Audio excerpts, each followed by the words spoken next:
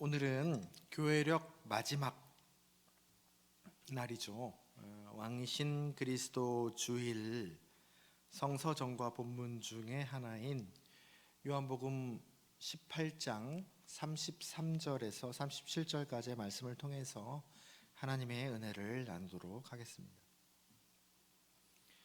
오늘 본문은 예수님께서 십자가에 돌아가시기 전에 로마의 총독 빌라도에게 신문을 받는 장면입니다. 요한복음은 예수님을 처형한 그런 판결을 한 그 역할로서의 빌라도, 총독으로서의 빌라도뿐만이 아니라 그 한 사람, 한 개인으로서의 빌라도를 엿볼 수 있는 이야기를 특별히 더했다고 볼 수 있습니다. 오늘 본문에서 빌라도와 예수님이 대화를 주고 받습니다. 둘만 있었던 공간이었던 것 같습니다. 그게 누구든 예수님과의 대화를 성경에서 이렇게 보면 동문서답 같이 서로 핀트가 어긋난 그런 대화들이 성경에는 많이 있습니다. 예를 들면 우리가 원복음이라고 알려진 요한복음 3장 16절을 이끌어낸 대화죠. 예수님과 니고데모와의 대화도 그 똑똑한 니고데모가 예수님의 말을 답답할 정도로 못 알아듣습니다. 서로 그 대화를 보면 완전 동문서답입니다. 예수님과 동고동락을 한 제자들도 예수님과의 대화에서 제일 잘 같이 경험을 했으니까 알아들을 법한데 전혀 다르게 이해하고 딴소리를 하는 경우들을 우리는 최근 몇 달 동안 복음서 본문을 통해서 확인했습니다. 오늘은 그 당시 정치, 경제, 문화로 제일 앞서가는 그 로마 제국에서 또 고위층이라고 할 수 있는 유대 총독 빌라도와 예수 그리스도와의 대화 장면이죠. 역시나 동문서답입니다. 빌라도는 예수님께 3번 말합니다. 33절에서 네가 유대인의 왕이냐? 35절에 내가 유대인이냐? 네 나라 사람과 대제사장들이 너를 내게 넘겼으니 네가 무엇을 하였느냐? 37절 그러면 네가 왕이 아니냐? 이렇게 3말을 합니다. 3번의 말. 빌라도의 관심은 이 말로 보았을 때 빌라도의 관심은 어디에 있습니까? 그러니까 도대체 네가 왕이라는 거냐 아니면 아니라는 거냐? 이게 뭐 우리나라냐? 우리나라도 아닌데 왜 나한테 그러는 거냐? 라는 얘기를 하는 거죠. 그에 대해서 예수님이 대답을 하십니다. 뭐라고 대답하시죠? 나 왕이다, 내 나라다 라고 말하시지만 빌라도가 말하는 나라와 왕, 예수님이 말하는 나라와 왕은 완전히 달랐습니다. 이 예수님의 이해, 예수님의 가르침이 바로 기독교 신앙의 핵심 내용인 것이죠. 아주 중요한 얘기입니다. 빌라도가 이해하는 나라는 어떤 나라입니까? 우리가 익히 알고 있는 그런 나라죠. 힘으로 얻은 나라. 그래서 로마 소속인 사람은 로마 시민권자로서 엄청난 권리와 혜택을 누렸죠. 사도 바울도 로마 시민권자였죠. 그래서 로마 시민권자라고 나중에 밝히니까 함부로 못 건드리지 않습니까? 그것을 활용하죠. 사도 바울은 복음을 전하는데 힘과 소유, 그래서 땅을 계속 힘으로 확장합니다. 그래서 유대도 로마가 힘이 있는 나라이기 때문에 식민 지배를 당했죠. 식민지를 확장을 해서 힘으로 거기 있는 것을 소유하는 것이 제국의 원리죠. 그리고 그 이면에 배제가 있습니다. 항상 그렇게 힘이 있는 나라, 그렇게 확장하고 지배하는 나라 뒤에는 항상 열등국가, 열등민족, 열등시민이 있었던 그런 것이 기본 메커니즘인 나라입니다. 그것을 최고의 자리에서 이끄는 존재인 왕은 어떤 존재죠? 힘과 소유, 통제, 판단의 정점에 있는 존재였습니다. 모든 사람이 그래서 그 왕을 우러러보고 그 사람을 모든 사람이 위하고 섬기고 그 앞에서 얼굴도 들지 못하고 절을 합니다. 그게 빌라도가 이해하는 나라와 왕이었죠. 빌라도뿐만이 아니라 역사 속 대부분의 사람들이 이해하고 있는 왕과 나라의 관점입니다. 그러나 예수님이 말씀하시고 있는 나라와 왕은 말은 똑같아. 말은 같았지만 완전히 다른 것이었습니다. 다른 정도가 아니라 완전히 반대였죠. 이 예수님의 관점은 복음서 곳곳에 나옵니다. 몇 주 전에 우리가 함께 나눴던 마가복음 10장 35절 이하에서 중심지인 예루살렘 입성을 앞두고 제자들이 예수님에게 소위 인사청탁을 하죠. 거기 들어가셔서 이제 메시아 왕이 될 거 아닙니까? 우리가 그걸 믿습니다. 그런데 만약 그렇게 메시아 왕이 되시면 예수님 아시죠? 전 좌편에 우편에 2인자 3인자 저 좀 또 제 동생 좀 앉혀주시면 안 될까요? 그때 제자들의 왕과 메시아 왕국 그 나라의 이해가 딱 빌라도의 이해와 같았습니다. 그때 예수님께서 그에 대해서 뭐라고 말씀하시죠? 야, 그거는 이방 통치자들, 오늘 본문의 표현으로는 이 세상에 속한 나라는 그렇게 권세를 부리는 것이지만 힘과 소유, 사람들의 인정, 평판, 통제를 하는 것으로 이루어지지만 너희 그리스도인은, 나를 쫓아다니는 예수를 쫓는 너희 그리스도인은 크고자 하는 자는 섬기는 자가 되고 모든 사람의 종이 되는 것이다 라고 말씀을 하십니다. 다시 말하면 섬기는 왕, 종이 되는 왕, 위에 있는 것이 아니라 밑에 있는 왕, 그걸로 돌아가는 나라를 말씀하는 겁니다. 여러분, 왕은 품위가 있죠. 좋은 옷, 걸맞는 풍채, 화려한 왕궁, 또 자기를 지지하는 든든한 세력에서 나오는 아우라 같은 것이 있습니다. 그게 품위입니다. 그러나 예수님이 말씀하시는 왕의 품위는 그것과 반대입니다. 비록 이사야 53장 2절처럼 고운 모양도 없어요. 풍채도 없어요. 우리가 보기에 흠모할 만한 아름다운 것이 없다, 이사야서는 기록하고 있습니다. 그렇지만 순환과 죽음을 통해서 더 맑게 드러나는 품위가 예수님이 말씀하시는 왕의 품위입니다.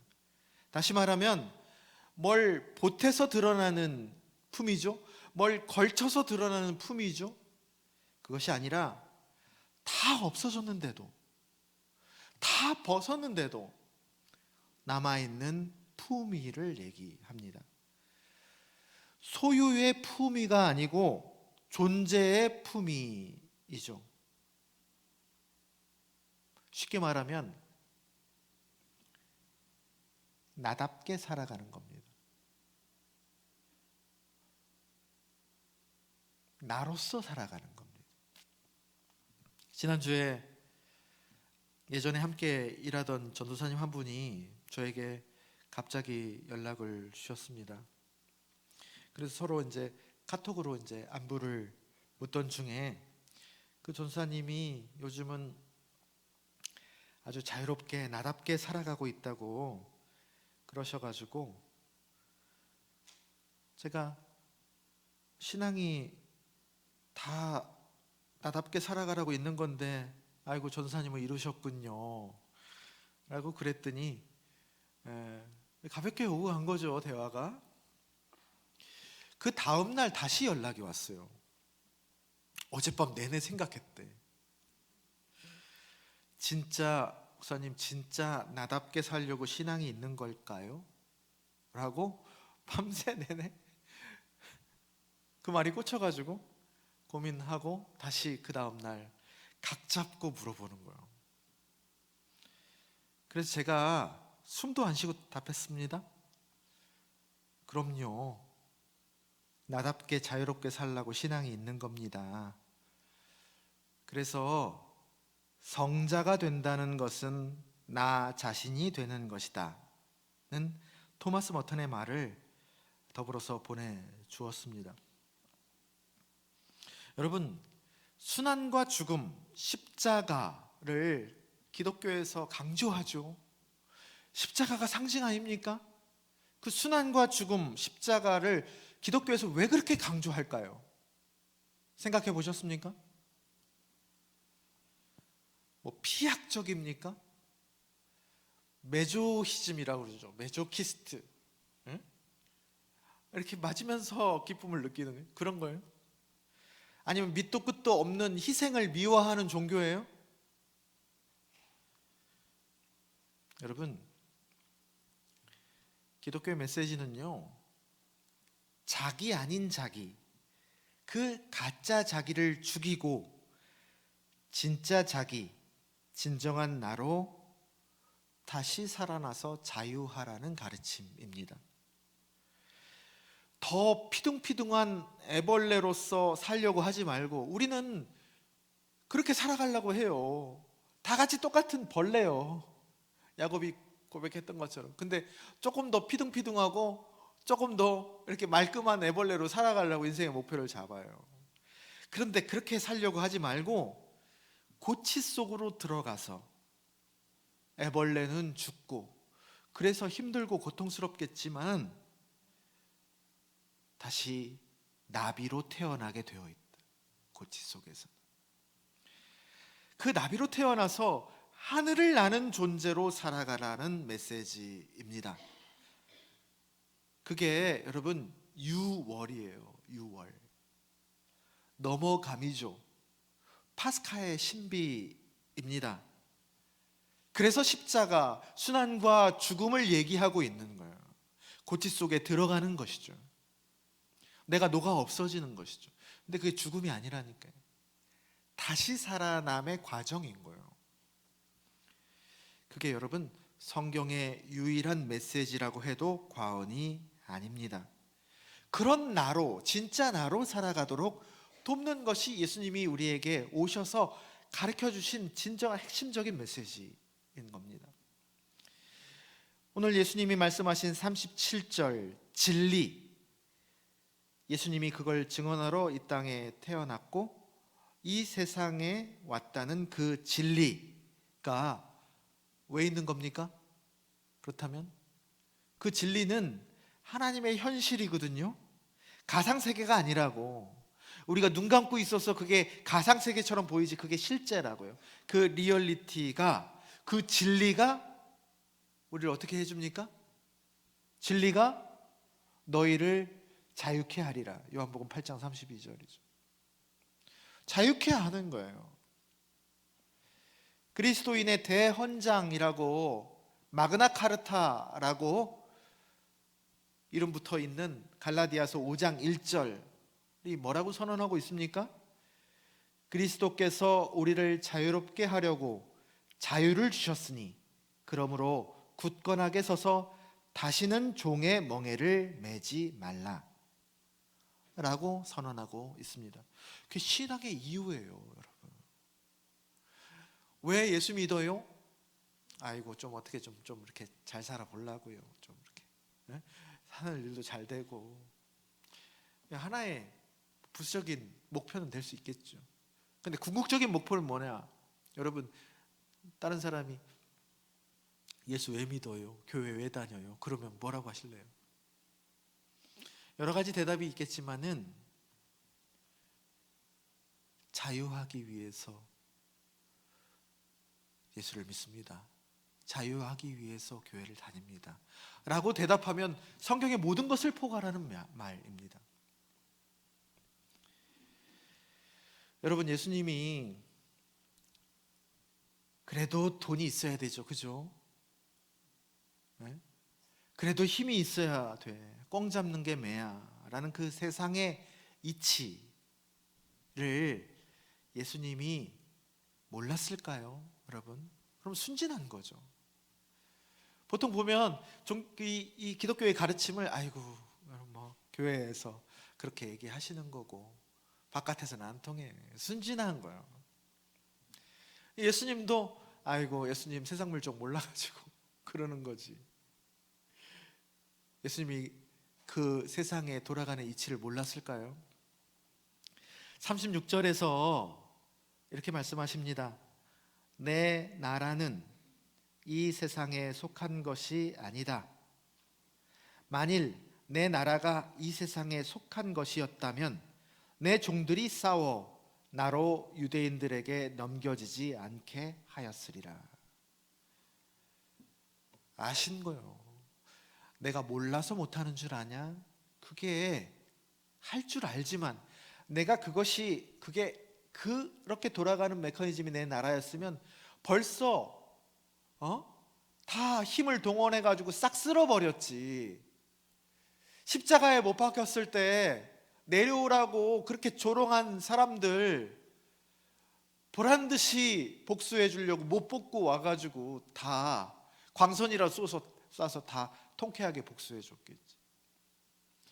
몰라서 못해서 못하는 것이 아니라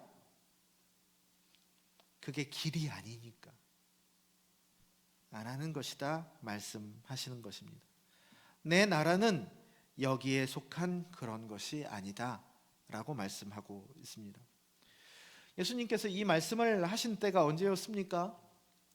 제자들이 다 버리고 완전히 혼자였을 때, 그것도 사람이 제일 두려워한다는 죽음 앞에서 아무런 희망이 없을 때, 행색은 어땠습니까? 얻어 터지고 상처 입고 엘리베이터 하면서 말씀하고 함께 그 작은 사진, 러시아의 화가 사진을, 이 장면을 묘사한 걸 보셨죠? 빌라도는 휘어멀건하죠. 그 당시 최고의 품질의 최고의 세련된 옷을 입고 예수님에게 위에 서서 얘기합니다. 예수님의 행색 보셨습니까? 초라하기 그지없죠. 덜덜덜덜 떨고 있습니다. 그렇게 상처 입고 모욕당하고 조롱의 옷을 입고 있을 때에 여러분 오늘 본문을 말씀하신 겁니다. 자기 저 밑바닥에서 올라오는 하나님의 아들로서 왕의 자녀로서의 숨길래야 숨길 수 없는 품위를 그때 더 맑게 드러내신 겁니다. 그를 신문하는 빌라도는 겉보기에는 예수님보다 위에 있죠. 판단하는 위치고 좋은 옷과 또 좋은 자리에 있었지만 34절 예수님의 질문, 이는 네가 스스로 하는 말이냐 다른 사람이 나에 대해서 네게 한 말이냐 라는 질문에 대답을 못합니다. 대답을 할 수가 없죠. 자기 소리가 없어요. 자기가 없단 말이에요. 지금까지 남들에게 보여지는 자기로 그게 전부인 줄 알고 그 자리까지 애써서 올라온 거예요. 들은 말들, 들은 가치관들, 이게 좋다면 그리로 가고 저게 좋다면 이리로 가고. 35절 회피죠. 내가 유대인이냐? 지들이 넘겨놓고 왜 나한테 뭐라 그래? 근데 성경은 빌라도, 우리가 사도신경에서 고백했죠? 본디오 빌라도에게 고난을 받았어. 빌라도의 책임으로 성경은 말하고 있습니다. 근데 왜 나한테 그러는 거예요? 내가 이 나라 사람이야. 회피죠. 이렇게 살아왔던 사람이에요. 그 화려한 겉모습 이면에 초라하고 약한, 두렵고 떨고 있는, 많이 가진 것 같지만 사실 가진 게 하나도 없는 빌라도를 이 본문의 행간에서 우리는 읽을 수 있습니다.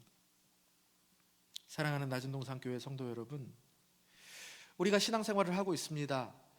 그 신앙생활을 하면서 여러분 점점 성장해야 될 거 아니에요. 성숙해야 될 거 아니에요. 점점 신앙생활하면서 성장하는 것이 무엇이냐, 나아지는 것이 무엇이냐, 그리스도이든 교회든 나아지는 것이 무엇입니까? 신앙생활을 하면 할수록 많아지는 것이 아니라 깊어지는 겁니다. 내 소유가 신앙생활을 하면 할수록 점점 풍성해져, 더 많아져가 아니고 설령 하면 할수록 소유가 없어질 수 있어요. 몸은 쇠하잖아요. 죽음으로 향해 가잖아요. 소유가 없더라도, 고통 앞에서도, 죽음의 목전에서도 하나님이 저 밑에 심어두신 그 하나님의 형상을 아름답게 드러내는 그 존재의 품위가 깊어지는 것이 우리 신앙생활하면서 점점 나아지는 거예요. 그게 성장인 겁니다. 오늘 왕 대신 그리스도 주일입니다. 1년 교회력의 마지막 날이죠. 다음 주일은 이제 교회력으로 말하면 새해의 시작입니다. 대림절 첫째 주일입니다. 그 1년의 신앙 여정의 마지막이 왕으로 우뚝 서신 그리스도를 기리는 날인데, 그 왕이 무슨 왕이냐? 우리가 생각하는 그런 뻔한 왕이 아니라 섬기는 왕, 더 사랑해서 더 낮아지고 손해보고 더 아파하는 바보 같은 왕입니다. 여러분, 이 왕이 익숙하지 않으십니까? 처음 들어보셨습니까? 여러분들 하고 계세요. 부모가 자식에게 늘 그럽니다. 자식이 상전이에요. 부모는 무슨 죄 졌어요? 네? 근데 늘 죄인처럼, 늘 종처럼 그러잖아요. 그게 사랑의 메커니즘입니다. 그렇게 스스로 종이 되신, 우리에게 종이 되신 사랑의 왕이 예수 그리스도이시다. 그렇다면 예수 그리스도만 왕이냐? 예수 그리스도가 본보기로 이 땅을 어떤 방식으로 사시는 것을 훌륭하게 보여주시고 우리는 그 뒤를 따라가는 그리스도인이죠. 그 그리스도인도 베드로전서 2장 9절에서 너희는 왕 같은 제사장이다 라고 선언하고 있습니다. 다시 말하면 우리도 예수님처럼 왕으로 부르심을 받았다는 말입니다. 그 왕은 어떤 왕입니까? 예수님과 다른 왕입니까? 그 왕 역시 세상에서 돈 많이 벌고 높은 자리에 올라가서 또 좋은 대학 들어가서 영향력을 행사하고 그것으로 하나님의 영광을 드러내는, 멋지게 드러내는 그런 왕, 그건 자기 생각이고 성경의 가르침은 그와 반대라는 얘기입니다. 거기에서 멋짐이 폭발하는 그런 가르침 거예요. 근데 기독교가 어느새 그런 빌라도 같은 가치관의 왕 개념에 빠져버렸어요. 확신을 가지고 막 위력을 행사해요. 그렇게 해서 하나님께 영광 올려드린다고 하나님께 딜을 합니다. 돈이나 사람들의 인정이나 힘이 설령 없더라도 예수 그리스도가 오늘 빌라도 앞에서 그러셨던 것처럼 나답게 주님에게 들은 그 영혼의 울림을 누가 뭐라고 해도 맑게 전하는 존재의 품위를 지키는 그런 왕이죠. 여러분, 그것이 점점 우리가 신앙생활하면서 예수님의 그 말씀, 그 가치가 소중하고 귀한 줄 알면 우리가 살다 보면요, 붙을 수도 있고 빠져나갈 수도 있어요. 성공할 수도 있고 소유할 수도 있고 사람들의 인정을 받을 수 있죠. 그런데 여러분, 그 느끼신 분 있습니까? 그런 게 있을 때 좋죠. 좋은데 그것이 더 족쇄가 될 때가 있습니다. 그래서 자유하지 못할 때가 있어요. 그런데 그렇게 할 때에도 내가 정말 그 심지가 그것에 동의하고 있으면, 예수님의 가치관에 동의하고 있으면 그것이 족쇄가 될 그런 상황에서도 자유할 수가 있는 것이죠.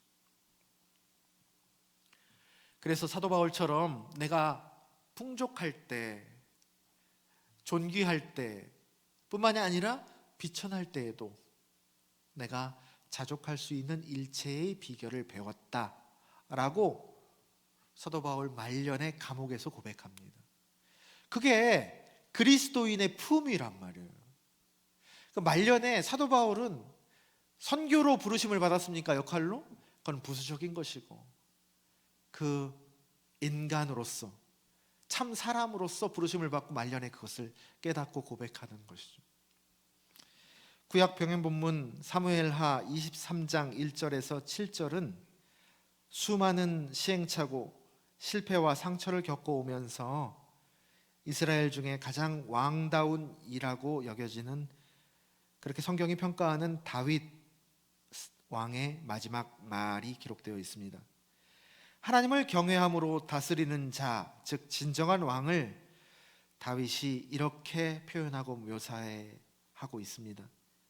그는 돋는 해의 아침빛 같고 구름 없는 아침 같고 비 내린 후에 광선으로 땅에서 움이 돋는 새 풀 같으니라. 여러분, 장면이 연상되십니까? 돋는 해의 아침빛, 구름 없는 아침, 비 내린 후에 광선으로 땅에서 움이 돋는 새 풀, 장면이 그려지세요? 느낌이? 인간이 아무리 정교한 기술로 만든 명품도 흉내낼 수 없는 맑음과 아름다움입니다. 그런 느낌의 사람이라는 거예요. 그런 예수님 닮아가는 그리스도인을 말하는 겁니다. 그런 사람으로, 또 그런 그리스도인으로서 한층 더 깊어진 올 한 해였기를, 또 그렇게 더 깊어질 내년이기를 주님의 이름으로 축원합니다.